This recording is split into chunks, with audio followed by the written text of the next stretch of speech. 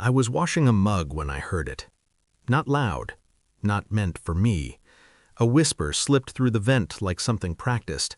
"Upgrade him," my mother-in-law said softly. A pause. "She deserves better. Mom knows best." The kettle clicked off. The house stayed quiet. I didn't move.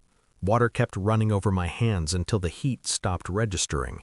I focused on breathing, on counting, on not reacting. They didn't know I was listening.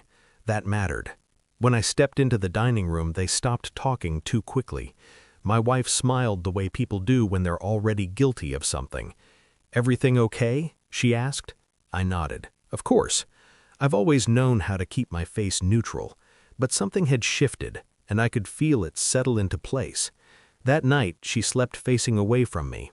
I stared at the ceiling fan and replayed the words, "Upgrade him," like I was a phone contract, something outdated, replaceable. There had been changes, small ones, strategic ones. Her phone was always face down, new perfume, expensive, a sudden interest in independence. My mother-in-law started visiting more, asking questions about money disguised as concern. I told myself it was nothing. I told myself trust meant not looking too closely. But whispers don't happen by accident. I thought about everything I paid for, the mortgage, utilities, her car, her mother's phone bill, things that had slowly shifted from appreciation to expectation.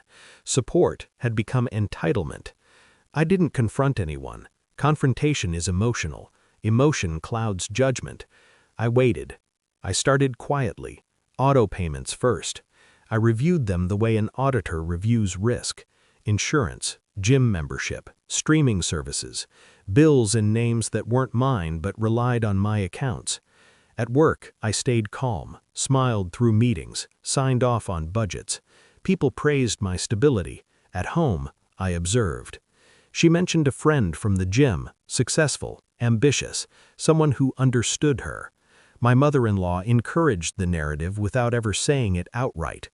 I checked phone records, not messages, just timing, late-night calls, long gaps that lined up too cleanly to be coincidence. I didn't feel rage. I felt clarity. I made a list, every payment, every dependency, every assumption they'd made about my permanence. Then I stopped paying attention to them. When you remove emotion, everything becomes math. The bank confirmations came quietly, neutral emails, no drama. I verified ownership, authorization, every account traced back to me. I waited. The gym charge failed first, then the phone bill, then insurance sent a warning. My wife finally asked, carefully, "Did something happen with your accounts?" I slid my phone across the table, opened to the email. No explanation. She read it twice. Her face went pale. "This has to be a mistake," she said. I met her eyes. "It isn't." Her mother called later, controlled panic, sharp edges. "You can't just stop supporting family," she said. "I didn't stop," I replied. "I ended it." Silence followed, heavy, final. We sat at the dining table where the whisper had happened. I placed a folder between us. Not evidence of the affair, something worse.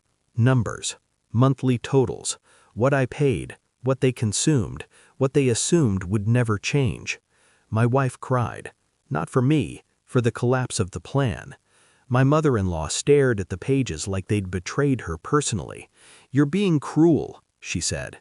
"No," I replied calmly. "I'm being accurate." I stood and put on my jacket.